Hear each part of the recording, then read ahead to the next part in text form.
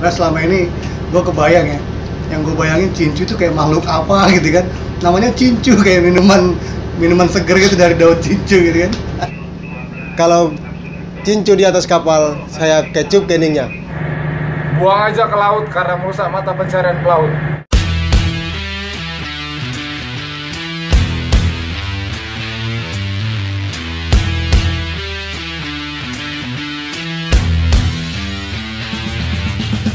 Assalamualaikum warahmatullahi wabarakatuh. Kawan-kawan Forenaf, kali ini gue ada di atas kapal, masih di kapal Indonesia juga sih. Cuman di episode kali ini gue mau ngajak lo ngebahas tentang cincu.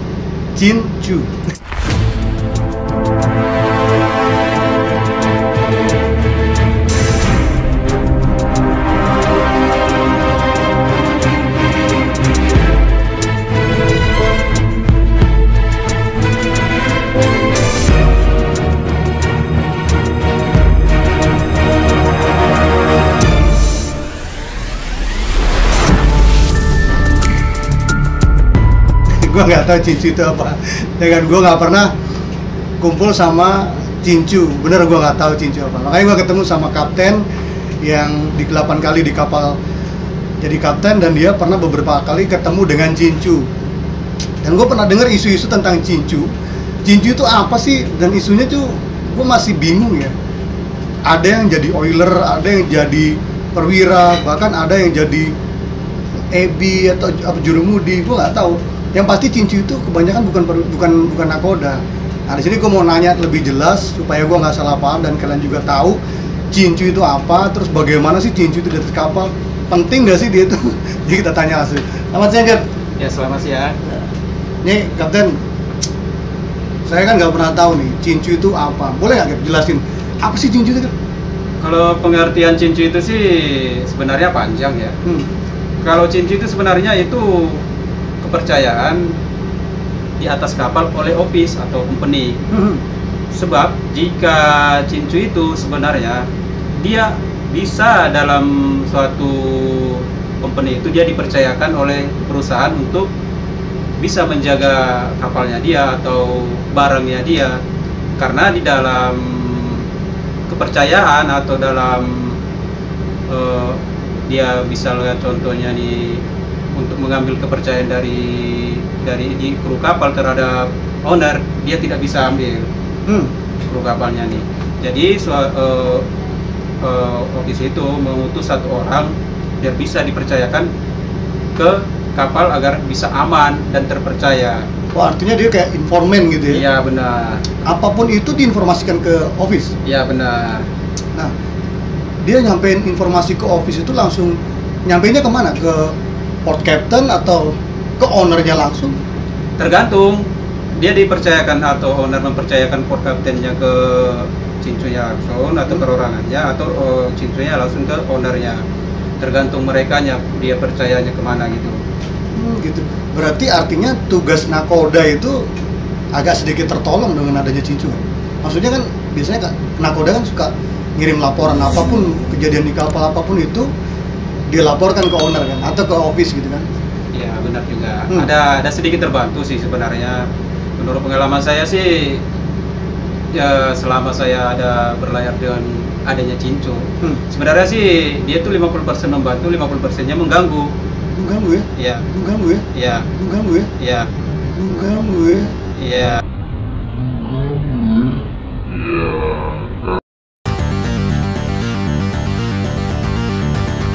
Ya, karena mengganggu itu kita sebenarnya gimana ya? Kalau kita seandainya kita bahwa kita tidak dipercayakan oleh office, dia dipercayakan oleh pihak kantor, cincu ini atau perorangan ini atau individu yang satu ini, jadi dia bisa kita dalam hal apa sih fungsinya saya di kapal ini? Biasanya tuh kan cincu itu kan kawan-kawan pernah bilang ya, dia ada yang jadi oiler, jadi jurumudi gitu. Itu bener nggak sih kayak gitu? Ya sebenarnya sih benar, nyata, dan juga saya pernah lihat juga. Dan cuman sebenarnya sih itu tergantung dari bawaannya seseorang. Ya. Jika memang dia cincu, bisa diajak kerjasama dengan officer-officernya, itu dia akan sejalan dengan perintahnya officer. Dan juga jika dia seorang perwira, maka dia akan bisa kita ajak bicara. Misalkan saya sebagai nakoda, kita ajak bicara dulu dia, dan kita tegaskan dia batasan-batasannya dia untuk mengasih tahu ke kantor itu hal-hal apa saja yang bisa dia beritakan gitu. Ada yang cicu yang memang nggak bisa dikasih tahu, terus tiba-tiba dia mentah-mentah informasi menurut pandangan dia disampaikan langsung ke kantor tuh ada ya? Banyak. Terkadang mereka memang membuat pilihan tersendiri, dia tanpa koordinasi dulu seorang ke officer atau master, dia langsung diinformasikan. Kan jika memang informasi itu benar, kita masih oke-oke aja ya. Tapi jika memang informasi itu tidak benar, itu berarti dia menginformasikan yang tidak benar. Betul. Nah, gitu. Karena memang kebanyakan kan ya, nakoda itu dalam mengambil keputusan, memang di beberapa sektor, di beberapa angle itu terlihat salah. Tapi pada dasarnya nakoda itu menyimpulkan hasil akhir nanti hanya untuk keselamatan kapal. Kalau Cincu itu cuma ngelihat satu aspek keputusan nakoda, menurut dia salah, terus dia informasinya yang menurut kacamata dia aja gitu, efeknya kan nggak bagus sama orang kapal. Benar, karena mungkin ada nanti keselisih pahaman antara kru dan dia. Karena sebab begini, kalau memang dia itu Cincu itu, dia itu kita harus segala contoh nih kita harus ambil contoh perorangan ya, kayak saya nih misalkan saya dipercayakan oleh kantor, kamu harus begini, kamu harus begini, kamu harus begini, kamu harus begini, ya gitu. Jadi saya harus pilih-pilih dulu nih, mana yang benar saya jalankan, mana yang tidak saya jalankan nih. Contoh, ibarat ini kita ibarat di jalan lurus nih. Di kiri itu kantor, di kanan itu kru. Dan saya berjalan nih, kalau office butuh saya harus ke kiri dulu. Tapi saya tidak perlu ke kiri terus, saya harus kembali ke tengah lagi ke jalan saya. Ya, dan juga suatu saat jika kru membutuhkan saya harus ke kru dulu, tapi saya tidak ke kru sekali, saya balik lagi. Nah, jadi begitu. Jadi kita harus netral. Mana yang perlu kita dulu kan, mana yang kita perlu kita tiadakan gitu loh. Maksud saya. Nah selama ini gue kebayang ya, yang gue bayangin Cincu itu kayak makhluk apa gitu kan, namanya Cincu, kayak minuman seger gitu dari daun Cincu gitu kan. Karena Cincu itu adalah memang orang yang dipasang oleh kantor sebagai kru di atas kapal untuk memata-matai segala pergerakan dan menginformasikan menurut pandangan dari aspek dia gitu. Dan itu kadang bertolak belakang sama ya, keputusan nakoda di kapal ya. Memang kalau di kapal itu kan ada nggak sih Cincu yang di atas kapal itu nggak disijil? Ada nggak? Memang jabatannya apa nggak ngerti, tiba-tiba dipasang di atas kapal, kru bukan, ABK bukan, tiba-tiba dipasang itu, ada nggak, pernah nggak? Untuk selama ini ada, cuman ada ya? Ada. Cuman kalau udah zaman sekarang sih tidak ada lagi. Mungkin dia dipasang di dalam, dia ditempatkan di kapal itu tidak disijil, mungkin hanya dia perjalanan dekat saja, mungkin antara berapa jam lah, karena mungkin dia tidak disijil dan dicantumkan di dalam tulis atau dokumen. Dia jika suatu saat nanti ada pemeriksaan, dia itu akan sembunyi atau menghindar. Itu tergantung sih dari keputusannya nakoda. Contohnya nih, Cincunya nih bukan nakoda ya, atau ilar atau segala macamnya nih, atau perwiranya atau tidaknya itu, atau pendatang lagi. Jadi dia harus bersembunyi jika kalau nggak ada di kru list dia. Benar. Ada zaman yang kemarin ya, tapi sekarang nggak ada lagi. Nggak ada lagi ya, karena udah makin maju ya. Mungkin pihak SOP pun tidak mengizinkan ada. Iya, itu termasuk penumpang gelap. Penumpang gelap. Benar. Nah, itu penumpang gelap. Cincu, lu kalau nggak punya sijil, nggak disijil di atas kapal, hati-hati lo, masuk pelabuhan tangkep lo sebenarnya. Iya. Apalagi ini ya, dia kalau disijil di atas kapal. Nah, padahal Cincu ini sebenarnya adalah orang-orang kepercayaan kantor ya, orang-orang kepercayaan bos ya, yang punya kapal. Nah, dia itu sebenarnya pelaut apa bukan basicnya? Ada basic pelaut, ada tidak. Tunggu. Ini kalau ada pelaut, ada tidak. Nah, saya mau bahas yang pelaut dulu nih. Kalau memang dia adalah pelaut, memang berarti background awalnya dia memang pelaut ya kan. Terus dia kerja di satu perusahaan sama bos, dijadikan Cincu sebagai mata-mata atau informan dari bos gitu ya. Benar. Berarti artinya dia pelaut yang membelot modelnya gitu kan? Benar. Sebenarnya sih ya kita berceritanya ini tentang kebutuhan seseorang ya. Nah, Mungkin di saat dia menjadi cincu, mungkin dia diberikan suatu upeti dari office. Di luar dari dia punya gaji. Jika kamu memberitakan informasi dengan benar atau kamu tidak mengada-ngada, saya akan berikan upeti sama kamu. Di luar dari gaji kamu. Itu tidak diketahui oleh kru ya. kru. Nah, Kalau gajinya sendiri lebih besar nggak sih daripada kru? ada besar, ada lebih besar. Itulah dia namanya, itu ada spesialnya cincu ini. Makanya kadang-kadang kita di kapal ini terkadang ya kita tidak tahu kita bagian-bagiannya kita itu, batas-batasannya kita itu bagaimana, ya kita informasinya bagaimana. Terkadang kita juga berpikir ya mengambil keuntungan pribadi lah ke Iya. kantor gitu. Kalau gue pikir dia itu cincu itu kayak pengkhianat bangsa gitu. Dia berlayar di kapal yang sama, terus kena ombak sama-sama, jatuh bangun sama-sama. Tapi begitu menurut dia nggak senang, dia laporin gitu. Harusnya kan koordinasi dulu sama nakoda. Dan memang sebenarnya Cap ya, untuk informasi jembatan antara kondisi kapal atau operasional kapal dengan owner itu sebenarnya nakoda kan punya peranan kan? Benar, karena penanggung jawab penuh itu adalah nakoda, karena dia perwakilan dari kantor terhadap kapal adalah master. Nah, ini ngomong soal tanggung jawab nih, nakoda kan penanggung jawab penuh di kapal ya bro ya. Nah yang gua bingung, pernah dengar juga nih di kapal-kapal yang lain sih, gue pernah dengar cerita dari kawan-kawan tuh, ada cincu yang dia jabatannya sebagai jurumudi, tapi kerjaan dia itu bahkan lebih jago dari nakoda gayanya gitu. Gitu mau manuver, kapten digeser, udah Cap, sini Cap, saya aja Cap, awas Cap, kapten tarik tali aja. Ada kayak gitu, pernah dengar kayak gitu? Bener nggak sih itu? Kalau menurut saya sih selama saya ini belum pernah ya, karena itu tergantung kaptennya ya. Jika dia memang mempertaruhkan oleh jabatan dan ya ijazahnya dia, itu sama aja, dia itu hanya jobnya saja atau sijilnya aja jadi master. Atau dia memang benar-benar dia mungkin ada terkadang memang dia jadi master, cuman tidak bisa dia mempertanggungjawabkan jabatan dia, ada terkadang. Itu hanya memang benar jika memang dia menyerahkan wewenang dia ke cincu, ada. Cuman untuk saya mengalami, saya tidak pernah. Oh gitu. Tapi bener loh, ada gue pernah dengar cerita ya, kawan sendiri yang cerita bahwa ada cincu di atas kapal, begitu mau manuver Cap ya, dia kaptennya tuh digeser, Cap biasa aja Cap, yang manuver Cap, kapten bantu aja yang lainnya. Ada pernah kayak gitu bro. Terus tambah lagi ada cincu-cincu itu yang sampai ngebatasin atau bahkan sampai ikut campur masalah kamar mesin, soal bunker, pemakaian, bahkan apapun itulah gitu. Pernah dengar nggak kalau cucu Cap, bos bunkernya jangan minta sekian, segini aja nih karena masih ada. Pernah nggak kayak gitu? Pernah Cap, dan sering, dan terutama ya kita tidak menyebutkan jenis kapalnya ya, dan tidak mengapakan dalam satu perusahaannya. Itulah salahnya dari awal Cap. Jika kapten dan chief engineer dia satu jalan atau satu komunikasi dengan kapten antara KKM, maka cincu itu tidak akan bisa mengganggu apa yang tugasnya kapten, tugasnya KKM.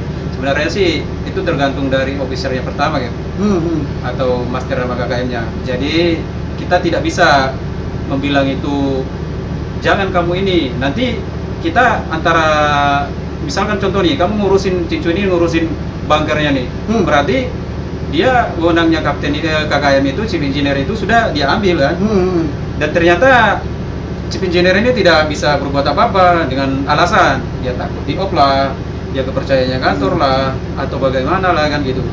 Sementara tidak ada pembelaan dari kapten. Jika ada pembelaan dari kapten, maka chief engineer ini akan lebih kuat untuk menjelasinya sama office gitu loh. Nah, jadi kalau gue bilang cincin, kalau bahasa anak Medan ya, maju kali gitu cincin ini kan, maju kali kayaknya. Kreak kali ya anak Medan kita bilang. Kalau misalnya, tapi di kapal ini nggak ada cincin ya? nggak ada. Kalau seumpamanya ketemu lagi dengan kapten kerja di suatu kapal lagi, terus ada cincunya, kira-kira apa yang kapten lakukan? Ya saya pertama mempertanyakan dia, dan juga apa yang kamu butuhkan di kapal ini, apa tanggung jawab kamu, dan kamu sebagai apa, dan kamu tindakanmu jika terjadi sesuatu hal, kamu bagaimana. Kita harus pertanyakan dulu informasi yang dia beritakan itu sesuai gak sama yang kita informasikan. Caranya dulu. Yang kedua, kita harus kasih tahu wewenang kamu itu sebagai batas mana gitu. Kalau seandainya ada ya. Dan juga yang ketiga, saya harus memperjelas dia jika terjadi atau apapun berita dari office, kamu harus kasih tahu sama saya. Jangan kamu perintahkan chief engineer saya atau perwira saya untuk mengambil suatu tindakan. Jadi memang harus diperjelas dulu posisi dia ya. Iya benar. Terus kapasitas dia di kapal itu sampai mana nih? Gitu, supaya nggak jadi ranju. Iya benar. Jadi teman-teman ya, kalau nanti di kapal ada cincu, yang dia kerja sebagai nakoda atau KKM, terus ada cincunya di kapal, langsung aja duduk bareng tuh. Kapasitas dia kita jelasin, kita perjelas. Jangan sampai di tengah jalan dijegal gitu. Kasian, gue gak suka banget sama cincu. Baru dengar ceritanya doang bro. Nah, terus kan ada juga cincu yang kadang di kapal dia sebagai jurumudi atau oiler atau apapun jabatannya gitu, dia tiba-tiba kayak ditakbut ya, dia ngambil kamarnya kamarnya KKM tuh, dia tidur di kamar KKM. Terus ada juga KKM yang tidurnya di bawah di kamar ABK tuh. Pernah nggak kayak gitu dengerin? Pernah dulu. Dulu saya nih tahun 2000 berapa ya? 2014 kali ya. Dulu ada jadi saya bawa tabu nih ceritanya. Dari Papua, dari Papak sana ke Gresik. Dan ini company nggak Malaysia ya. Terus company bilang sama KKN, cincu ini harus di kamarnya dia. Dan juga sementara nih saya sama chief engineer ini baru naik. Mungkin cincunya pada awalnya ini dia ada masalah sama kapten sama KKM ini. Dia tidak mau mungkin nggak ngambil wewenangnya dia. Mungkin makanya mereka kami berdua sama chief engineer naik gitu. Pertama saya menghadapi dia tidak dengan pertanyaan yang besar. Saya hanya mempertanyakan dia dari mana, dan juga dia itu saya lihat sijilnya dia.